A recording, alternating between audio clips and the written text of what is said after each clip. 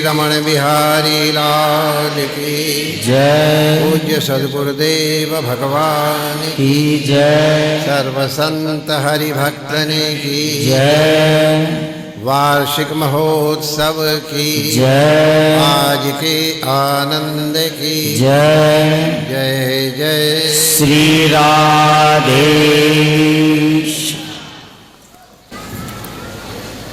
वो महाराज जी का प्रवचन बड़ा दिव्य सब लोग सुन रहे थे, आप भी सुन रहे थे और हम भी बड़े ध्यान से सुन रहे थे।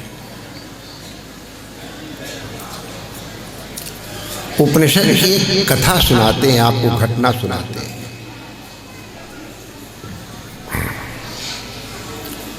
एक विद्यार्थी सदगुरु के पास पहुंचता है, क्योंकि उनके और बारीकियां आप लोगों को ध्यान नहीं कि वो सब बातें नहीं बता रहे हैं कि उस विद्यार्थी की क्या स्थिति थी और गुरुदेव की। केवल इतना समझे कि गुरु शक्ति के लिए परिपूर्ण शरणागति सहित वो विद्यार्थी, वो जिज्ञासु साधक गुरु शक्ति करता है, गुरु शरणागति ग्रहण करता है। गुरुदेव ने उसको योग्य समझ करके उसका उपनयन किया। उपनयन का मतलब होता है, लोग जनेऊ समझते हैं, वो क्रिया है, वो ठीक है, वो विधि है। तात्पर्य होता उपमाने अपने समीप, नयन माने लाना, इसकी विधि का नाम उपनयन है। शिष्य को अपने पास कैसे बुलाया जाए, इस विधा का नाम उपनयन संस्कार है। ये यज्ञोपवीत आज तो उसके प्रतीक है। विवाह मन से होता है, सिंदूर आदि बाह्य लक्षण, बाह्य लक्षण तो हैं, लेकिन अंतर्भाव नहीं है तो वास्तव में वो विवाह नहीं हुआ।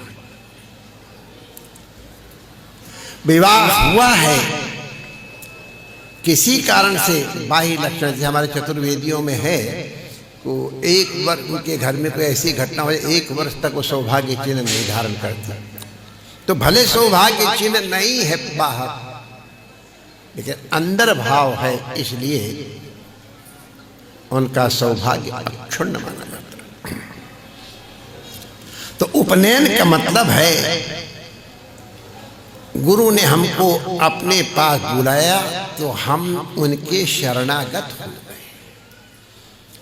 हम लोग रोज आरती में गाते हैं, तन मन धन क्या है आगे, गुरु अर्पण कीजिए, कार्ष्ण वृंद मिल आरत कीजिए, गुरु गोपाल जान। तो अभी पूर्व महाराज बता रहे ब्रह्म रूप कर इत्यादि जो है, गुरु आज्ञा निश दिन जन्म, ये भी तुम्हारी आरती का एक अंग है। तन मन धन गुरु अर्पण कीजिए और गुरु आज्ञा निष्दिन। निष्दिन का मतलब है सर्वदा सर्वकाल। तो उसमें अपने विवेक को बहुत अधिक आगे नहीं रखना है। गुरु और माता पिता की आज्ञा को अपनी बुद्धि एक तरफ धर करके मानना चाहिए। जो जितना अधिक मानेगा उसको उतना ही अधिक वो जान पाएगा, अनुभव होगा, ज्ञान होगा। यादृशी भावना यस्य सिद्धिर भवति तादृशी। अपनी शरणागति लोग देते उसको महाराज जी बहुत चाहते हैं और हमको थोड़ा कम चाहते हैं। अपने में कमी देखो, हम में क्या कमी, उनको अधिक चाहते तो क्यों चाहते हैं, उसमें क्या गुण है, वो गुण हम भी अपने में लाने की चेष्टा करें तो हमको भी मिलेगा। गुरु की दृष्टि की सूर्य सबको समान प्रकाश देता है।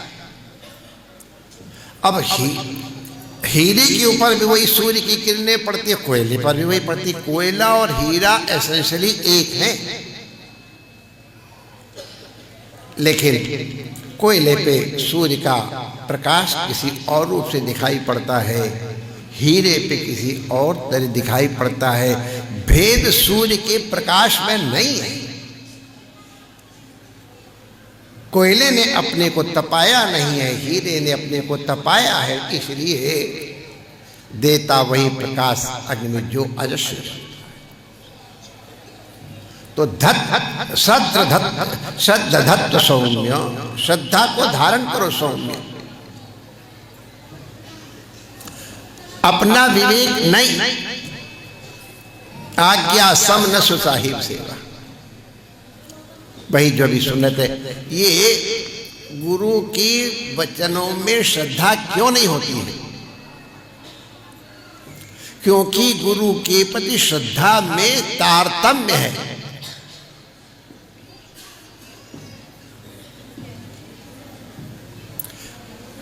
पूज्य मलूपीठ वाले अद्भुत बात उस दिन कह रहे थे, और हमको भी लगा हाँ बात तो हम भी वही कहते, लेकिन वो जिस ढंग से कही थी, जो गुरु को जीव मानता है वो गुरु से कुछ नहीं प्राप्त कर पाएगा। और ये बात हमारे गुरु महाराज ने बताई, ब्रह्म रूप कर गुरु को जाने, जीव भाव नहीं उर में आने। जीव भाव रखोगे तो उनमें कमी दिखाई पड़ेगी ही, और जिसको कमी दिखाई पड़ेगी उसको गुरु सेवा का फल कितना मिलेगा हमको मालूम नहीं है, मिलना ही नहीं। लेकिन गुरु अपराध जरूर 10-5 हो जाएंगे निश्चित। तो हम आप लोगों से निवेदन कर रहे थे कि वो बालक आया, गुरु जी ने उसका उपनयन संस्कार किया। उपनयन संस्कार करने के बाद 400 गैया दिया, ले जाओ इन गैया को चराओ, जब ये 1000 हो जाए तब लौट के आ जाना।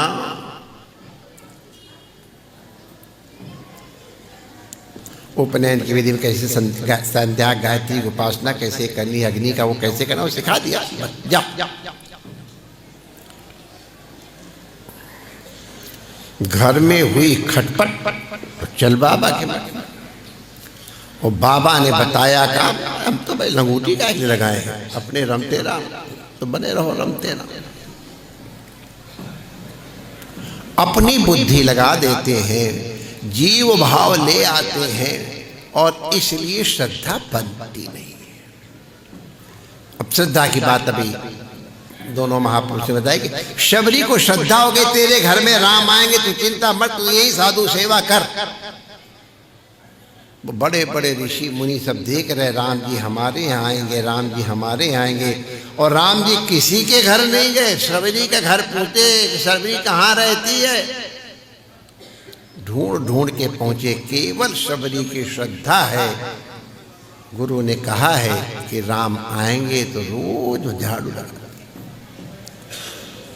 तो हम भूमिका के रूप में बता रहे थे ये। एक बार भी नहीं कहा गुरु महाराज इसीलिए हम आए थे, तो आपसे ज्ञान प्राप्त करने, तो गैया चराने और भेज दिए। आए थे हरि भजन को होटल लगेगा पास। गुरु जी की आज्ञा है, तुरंत प्रणाम किया और 400 गैया लेके चल दिया।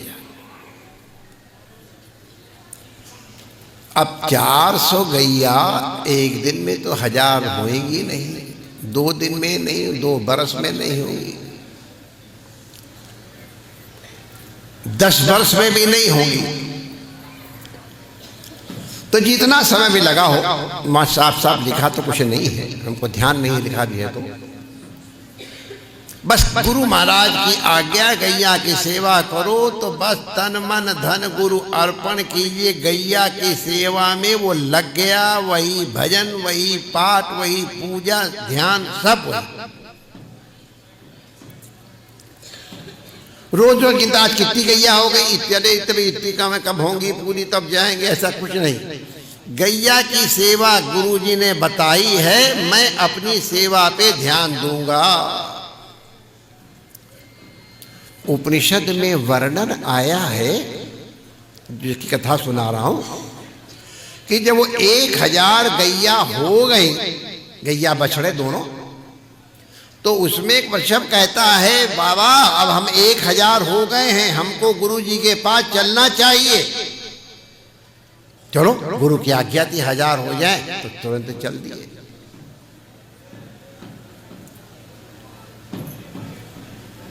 वापस चल दिए। अब इतनी गैया चराने के लिए अब आप लोगों का अनुभव तो आजकल तो किसी को वो अनुभव नहीं होगा। आजकल तो गैया कोई चराता ही नहीं। हमने चराई गैया, इसलिए हमको मालूम है। गैया चराने के लिए हम कहाँ कहाँ जगह देखते, कहाँ हरी घास है, तो हम यमुना पार करके, और वहाँ एक झील है, वो झील का पानी गर्मी में सूख जाता, तो वहाँ बड़ी बढ़िया घास होती थी, हम लेके चल देते थे, रोटी वोटी फिर। तो ये तो 1000 गैया हमारे समय जब हम चलाते तब तो इतनी गैया थी, बहुत दूर पहुंच गए होंगे। उसका कोई वर्णन तो नहीं, लेकिन बहुत दूर गए होंगे, हमारा अपना वो है। तो वहां से लौटे गैया को लेके, तो रास्ते में ऐसे तो हाँक नहीं लाएंगे, रास्ते में चराएंगे भी, पानी भी पिलाएंगे, और फिर रात को बैठाएंगे, फिर अगले दिन उसी तरह से। तो इसी तरह से चलते, गैया चराते, पानी पिलाते आ रहे थे। संध्या के समय अग्नि जलाई उन्होंने। ये ब्रह्मचारी को जब यज्ञोपवीत होता है तो एक एक अग्नि प्रदान की जाती है उपनयन के समय। वो एक अलग अग्नि होती है, फिर जब वो समावर्तन संस्कार होता है तो उसको एक दूसरी अग्नि दी जाती है, और फिर वो विवाह इत्यादि करेगा। तो अग्नि का उपासन करना है, अग्नि सदैव रखता है। वो संन्यास के पहले तक अग्नि साथ रहती है, संन्यास के समय अग्नि का न्यास करता है। तो संध्या समय उसने अग्नि प्रज्वलित की। पूर्व की दिशा में अग्नि के पश्चिम की ओर मुंह करके बैठ करके वो अपना कर्म कर रहा था। तो सूर्य के उन्मुख होकर के, सन्मुख होकर के कृत्य किए जाते हैं। तो प्रातःकाल पूर्व की ओर और संध्या समय पश्चिम की ओर होकर के होता है। तो वो अभी अग्नि की पूजा कर रहा था, तो एक वृषभ आया और उस वृषभ ने आके कहा, हे सौम्य, मैं तुम्हें ब्रह्म के एक पाद का उपदेश दूं। अब ब्रह्म का एक पाद क्या है, ये सब शायद तुमको न ध्यान हो। तो जो एक जिसके लिए तुम तपस्या कर रहे हो, उस ज्ञान का एक हिस्सा मैं तुमको दूं, जिसके लिए तुम तपस्या कर रहे हो। तो कहा, भगवान अवश्य दो भाई, ज्ञान तो प्राप्त करना ही चाहिए, कहीं से भी मिले, सद्गुण कहीं से मिले, सद्गुण को स्वीकार करो। उपदेश सबका सुनो, विवेक के अनुसार उसको धारण करो। धारण करना तुम्हारे ऊपर है, श्रवण करना तुम्हारे ऊपर नहीं। श्रवण करो जो सुनाया जा रहा है, फिर उसमें जो तुम हमको उपयोगी विवेक के द्वारा लगे उसको स्वीकार करो, अवश्य कीजिए। तब वो उसका एक वर्णन है कि वो एक पाद क्या था, तो एक हिस्सा उसको सुना दिया। मैंने 25% ज्ञान दे दिया।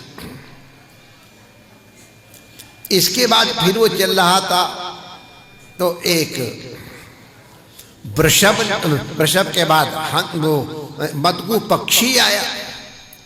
तो पक्षी ने उपदेश दिया, एक पौरो साधन हंस ने उपदेश दिया। तो चारों हिस्से परिपूर्ण होने पे उसको ब्रह्म ज्ञान अपने आप हुआ। कोई प्रयास नहीं किया, केवल गुरु की सेवा की बस। कोई अपना विवेक भी नहीं, केवल गुरु की आज्ञा पालन करता रहा, अपने आप ज्ञान उसके पास चल के आया। उसको ज्ञान प्राप्ति के लिए कहीं जाना नहीं पड़ा। एक बार गुरु शरणागति हो गई, बस। अभी कोई भजन गा रहा था कि मैंने इस दर पर कहीं सिर झुकाया नहीं है, अब आपके दर पे सिर झुका दिया तो उठाना नहीं आता है। यही असलियत है। सर धर दिया है दर पर, आता नहीं उठाना। गुरु की आज्ञा, जाओ गैया चराओ, 1000 हो तो ले आओ, उसका फल पर भी उसको पूरा का पूरा ब्रह्म ज्ञान अपने आप नाना प्रकार के साधनों से प्राप्त हो गया। ये श्रद्धा का फल है। लेकिन अभी श्रद्धा की और परिपूर्णता देखो। जब गुरुदेव के पास वो पहुंचा गैया लेके, तो गुरुदेव ने कहा, अरे वाह, तुम तो बड़े ब्रह्मवेत्ता जैसे दिखाई पड़ रहे हो।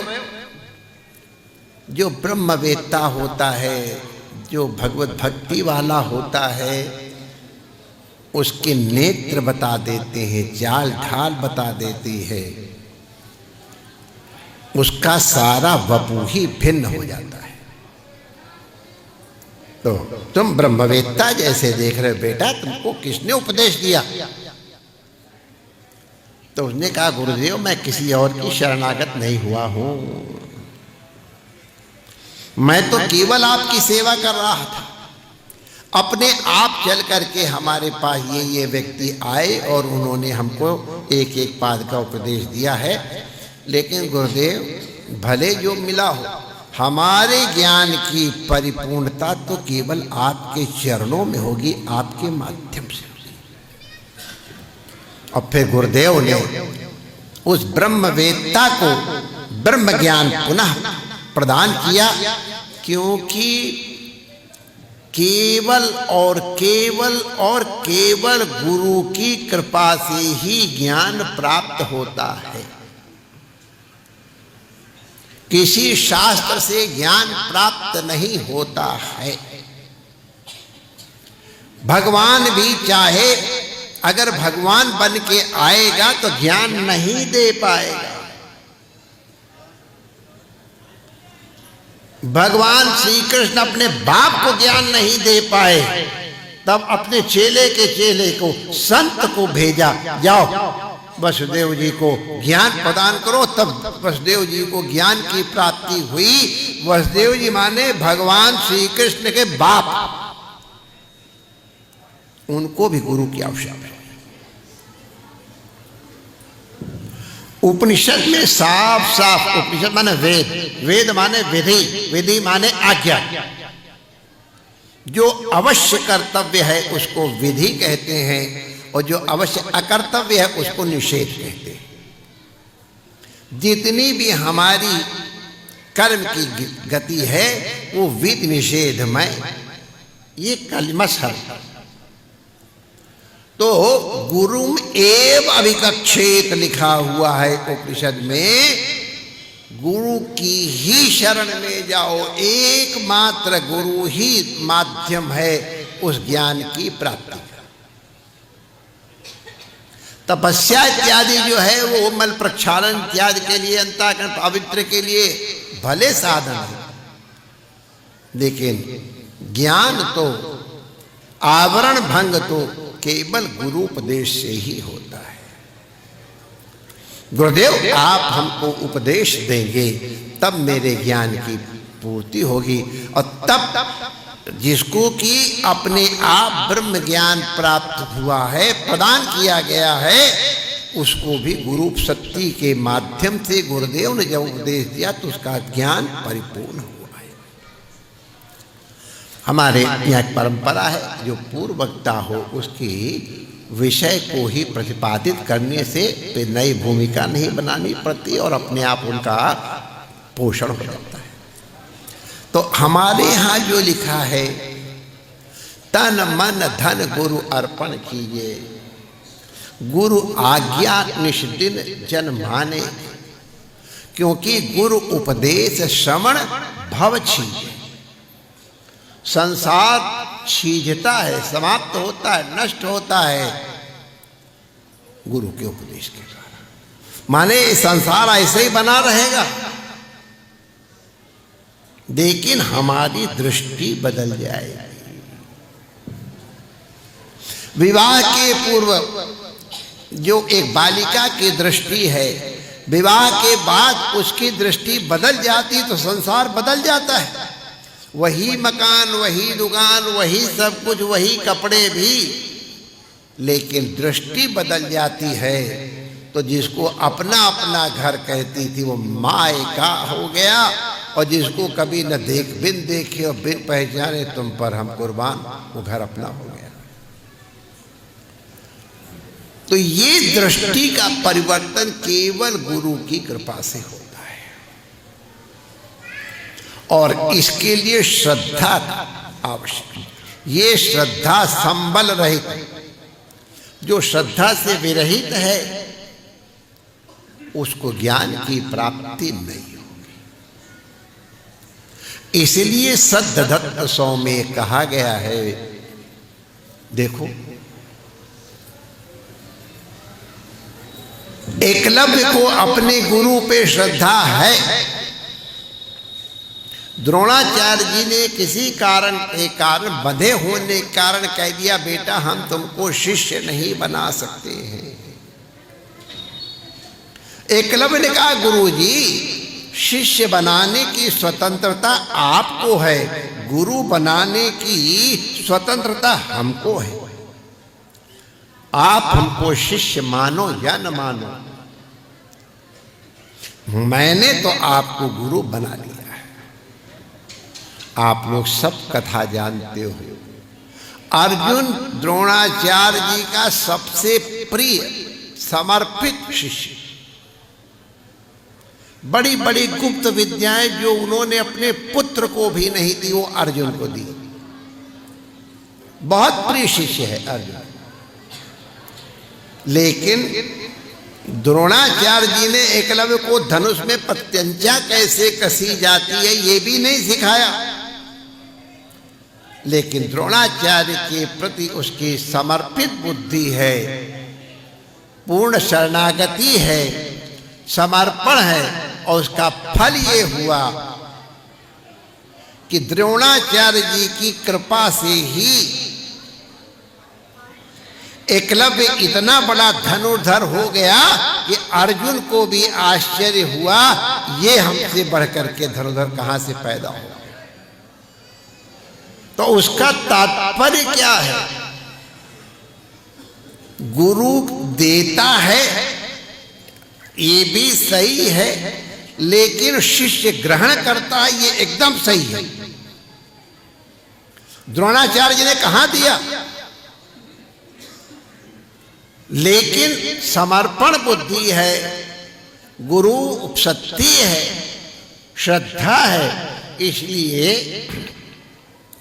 एकलव्य द्रोणाचार्य से वो ले गया जो अपने परम प्रिय शिष्य अर्जुन को भी द्रोणाचार्य नहीं दे पाए। इसलिए हमको सद्धदत्त सौम्य ब्रह्म रूप कर गुरु को जाने, जीव भाव नहीं पुर में। एक गुरु अगर एक दृष्टि से कर देखो, वो एक मैंने आप लोगों की श्रद्धा बिगाड़ना नहीं चाहता हूं, आखिर है तो हाड़ मांस का पुतला ही, और आप विश्वास करो हाड़ मांस के पुतले में कुछ न कुछ गड़बड़ियां होंगी ही, कुछ न कुछ अच्छाइयां होंगी तो कुछ न कुछ गड़बड़ियां जरूर होंगी। लेकिन अगर हम जीव बुद्धि लाएंगे तो गड़बड़ियों पे ज्यादा दृष्टि जाएगी, और जो सद्गुण उन पे दृष्टि अपने आप न्यून हो जाएगी, क्योंकि दृष्टि चली गई दुर्गुणों पे। और इसीलिए उपदेश देते समय, समावर्तन संस्कार के समय कहा जाता है, देखो जहाँ अगर शरीर है उसका कुछ प्रारब्ध है, उस प्रारब्ध को भोगने के लिए ब्रह्मवेत्ता भी मजबूर है, भोगना ही पड़ेगा। कि भोगायतनम शरीरम, जब तक शरीर रहेगा तब तक गुण दोष तो रहेंगे ही। सत्यान्यते पृथ्वी कृत्य अयम लोक व्यवहारा की तरह है, अगर परिपूर्ण शुद्ध हो जाएगा तो सृष्टि नहीं होगी, परिपूर्ण अशुद्ध भी हो जाएगा तो भी सृष्टि नहीं होगी। निर्मिति के लिए, निर्माण के लिए सत्य असत्य ये सब दोनों ही होते गुण, और कुछ अवगुण अवश्य होते। अब वो उनका उपयोग किस तरह कैसे होता वो एक अलग बात है। तो लिखा है वेद में, शिष्य को विदा करते समय गुरु उपदेश देता है, बेटा तुम हमारे पास रहे हो, तुमने हमारी बहुत सी गड़बड़ियां देखी होंगी, हैं स्वाभाविक रहेंगी। हमारी गड़बड़ियों की तरफ मत देखना, हम में जो सद्गुण है, हम में जो गुण है उनको देखना। यद अस्माकं सुचरितानि त्वयोपास्यानि, तुमको वही हमारे कर्मों का अनुसरण करना है जो हमारे सुचरित है, तुम्हारे कल्याण के लिए है। यद अस्माकं दुचरितानि त्वयोनोपास्यानि, हमारी कुछ ऐसी चीजें जो गलत है उनकी तुम नकल मत करना, उनकी उपासना मत करना। दोष बुद्धि हमारे पास छलनी होनी पड़ेगी। जैसे दूध और पानी मिले हुए हैं, विवेक वाला दूध ले लेगा, पानी छोड़ देगा। रेत और चीनी मिली है, चीनी ले लेगी, रेत अपने आप छूट जाएगी। तो इस दृष्टि से श्रद्ध दत्त सौम्य, क्योंकि जहां दुर्गुण बुद्धि हो गई, असद गुण वाली बुद्धि हो गई, तो श्रद्धा अपने आप मलिन हो जाती है, कभी कभी समाप्त भी हो जाती है। तो ये हमारा ही अपना नुकसान है, अपनी हानि है। जिसको जो पढ़ना था उसने तो करा लिया जैसे भी है। हमको जिसकी चाहना थी, जिसके लिए हम आए थे, वो हमको नहीं प्राप्त हो पाई। तो बड़ी दिव्य वाणी आप लोगों ने श्रवण की कि सत्य सो जीव बुद्धि मत रखो, ब्रह्म रूप कर गुरु को जाने, जाने माने स्वीकार करे, जीव भाव नहीं माने। आज हम यहाँ क्यों आए हैं? यहाँ पर हम जब आए थे तो यहाँ सुअर लौटते थे, उनकी जगह के ठाट से रहते थे। यहाँ सब यहाँ तक गई जहाँ बाबा रहते हैं।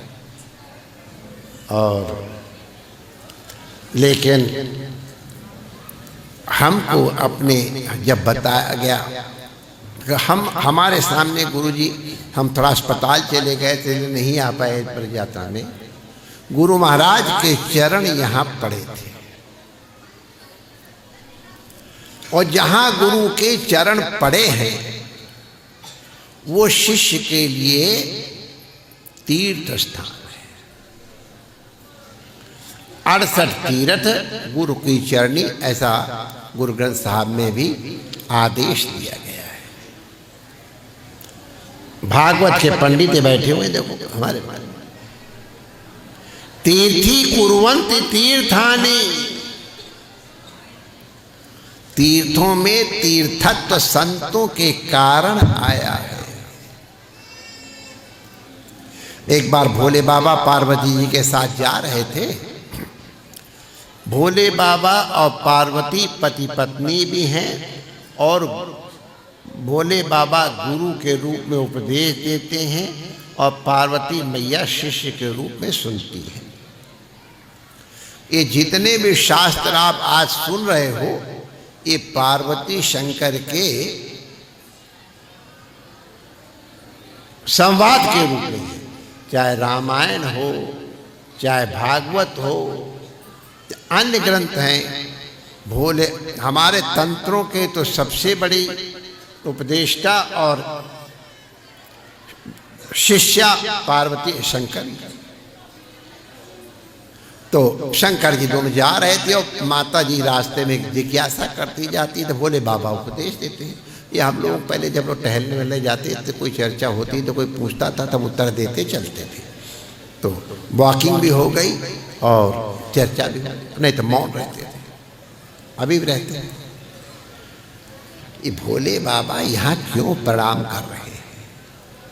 यहाँ तो कोई पेड़ भी नहीं, पीपल अश्वत्थ ऐसा कुछ लगा पेड़ नहीं है, कोई मंदिर नहीं है, कोई चिन्ह नहीं रखा है, कोई नदी सरोवर भी नहीं है, तुलसी का बिरवा तक नहीं है, तो क्यों प्रणाम कर रहे हैं?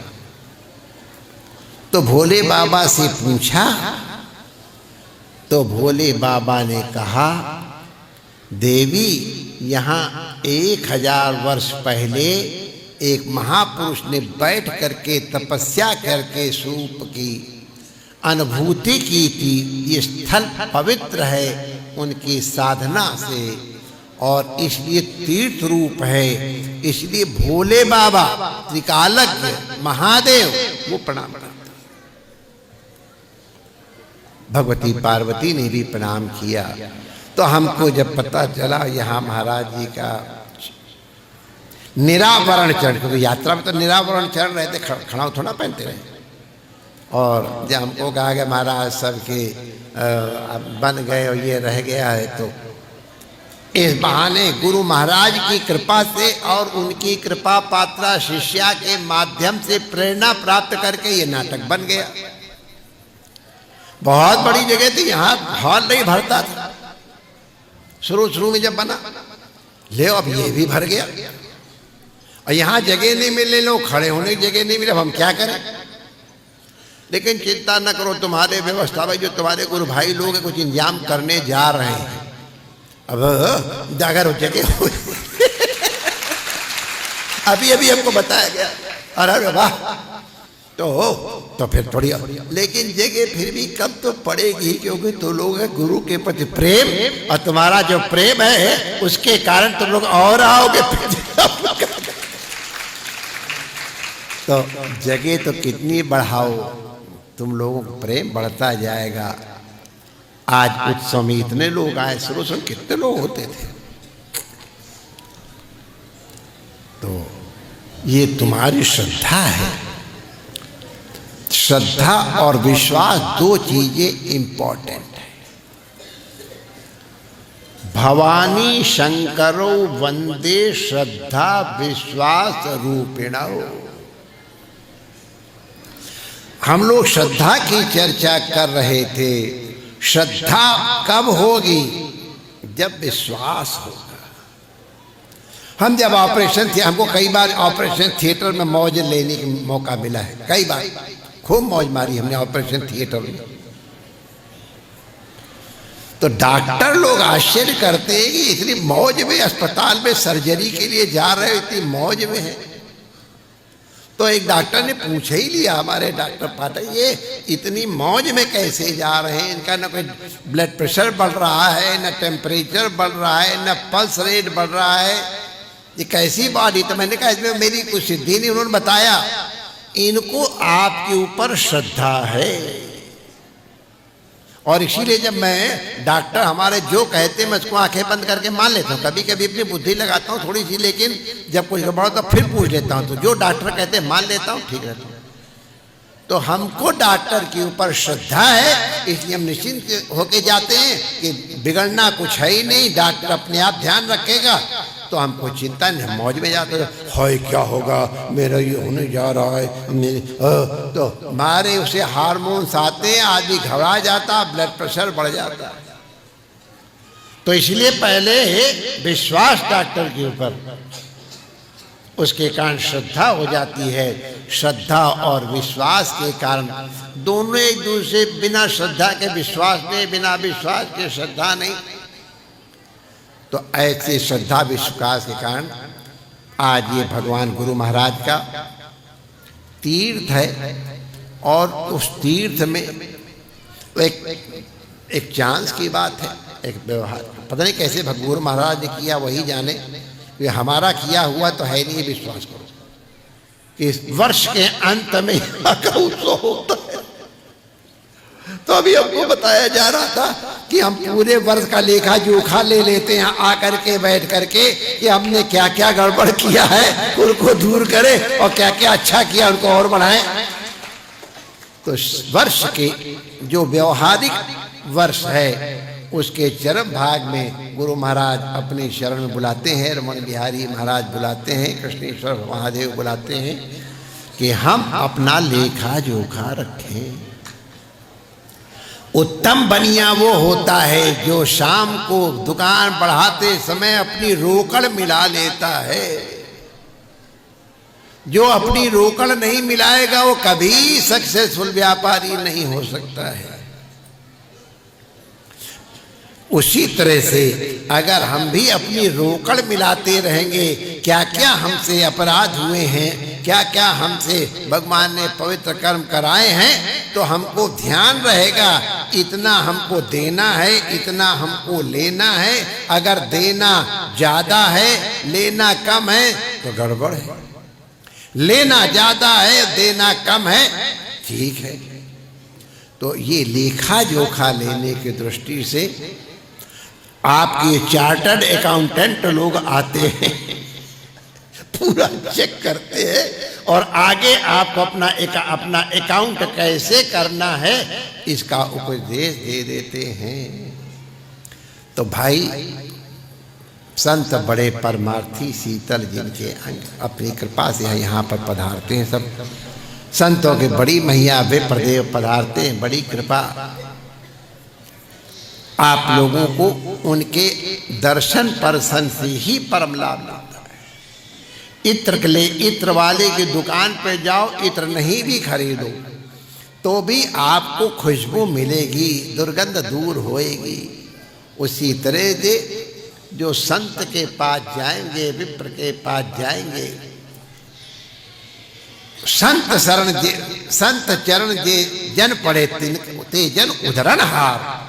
जो संतों की शरण में जाएंगे, गुरु महाराज कहते हैं उसका उद्धार होना ही होना है। तो आप संतों के चरण में आ गए, गुरु महाराज के चरणों में आ गए हैं तो उद्धार तो होना ही है। उद्धार होने में आप लोग जो टांग अड़ा देते हो वो थोड़ा टांग अड़ाना कम कर दे तो जल्दी उद्धार हो जाएगा, और टांग अड़ाओ थोड़ा लेट होगा। उद्धार तो होना ही है। गुरु शरण में आ गए तो फिर कहाँ जाना है। लेकिन कितनी जल्दी तुम्हारा उद्धार होगा, जितना तुम शरणागत हो करके अपने अभिमान रहित हो करके कि गुरु आज्ञा का पालन करोगे तो संत चरण दे जन पड़े ते जन उधरण हार। उद्धार तो होना ही है। बहुत प्रसन्नता हुई और हमको भी पता नहीं यहाँ आने के लिए बड़ा परिश्रम करना पड़ता है हर वर्ष। लेकिन फिर भी कई बार कहा गया हमसे महाराज आप कह दो, भैया जाऊंगा तो है ही है। गुरु महाराज के चरण यहाँ पड़े, आदि वृंदावन है ये, कन्हैया की लीला भूमि है। हमारे गुरु महाराज की कृपा, पुराने पुराने कारसियों की याद करता हूँ, मुझे उनका नाम याद है। यात्रा आती तो झाड़ू ले करके, उनका नाम ही मैंने झाड़ूदार रख दिया था, मंडलेश्वर। वो वहां नहर के पास से लेके झाड़ू लगाते हुए आते थे कि कांटे नहीं लगे।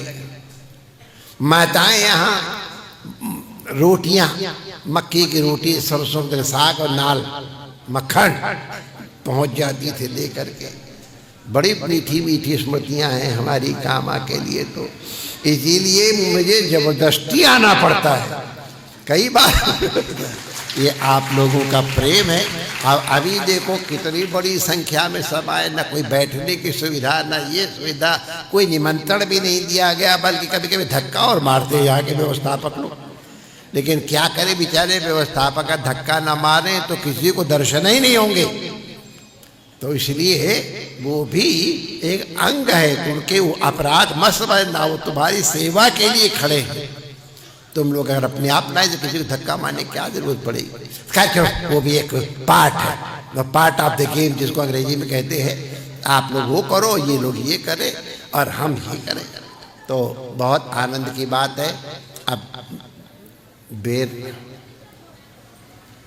1 घंटा हो गया, बताए क्यों नहीं?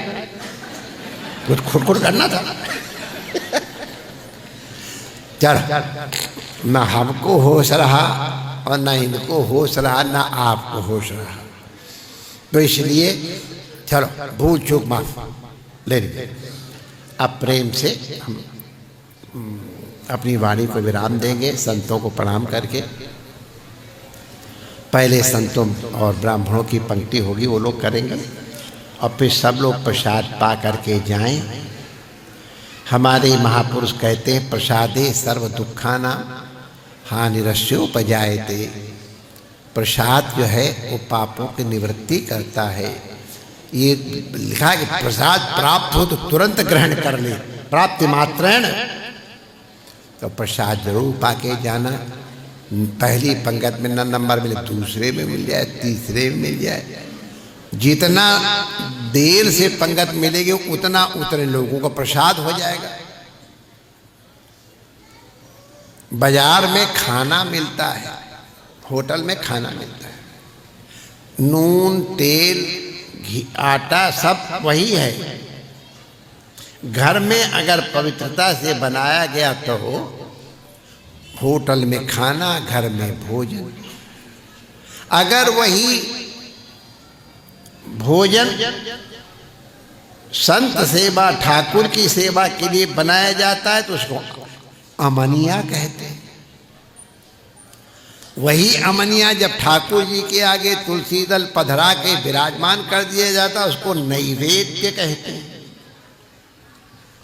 वही नैवेद्य जब ठाकुर जी को अर्पित हो जाता है तो प्रसाद हो जाता है। और उनमें सबका टेस्ट बदलता जाता है। रमणरेती में कौन बड़ी बढ़िया रोटियां बनती हैं, कौन बड़ा बढ़िया दाल साग बनता है, ठीक बनता है, ऐसी बात नहीं है। लेकिन लोग कहते हैं महाराज घर में एक रोटी खाना मुश्किल हो जाता और रमणरेती में 4-4 रोटी मसक जाते हैं, पता नहीं कैसे। तो उसका फल यही है कि ठाकुर जी का प्रसाद हो। और वही ठाकुर जी का प्रसाद जब संत महापुरुषों ब्राह्मणों को भोग लग गया तो वो महाप्रसाद हो जाता है। और महाप्रसाद की महिमा का तो बखान कोई नहीं कर पाएगा। तो सब लोग महाप्रसाद लेके जाना। और हम अपनी अति प्रसन्नता प्रकट करते हैं और जो अभी महापुरुषों ने उपदेश दिया है उसका जितना भी तुमसे पालन हो सके सबका सब कर पाओगे न हम उम्मीद करते हैं। और लेकिन अगर थोड़ा भी कर पाओगे तो स्वल्पम अप्यस्य धर्म से त्रायते महतो भया। थोड़ा भी इनके उपदेशों का पालन कर लोगे तो तुमको बहुत कल्याण की प्राप्ति होगी। पूज्य गुरु महाराज के चरणों में, ठाकुर जी के चरणों में, संतों महापुरुषों के चरणों में एक रूप मान करके प्रणाम करता हूँ। और आप सबके अंदर गुरु महाराज की जो छवि विद्यमान है उस छवि को भी वंदन करके अपनी वाणी को विराम देने की अनुमति चाहता हूँ। जय श्री रमण बिहारी लाल की जय।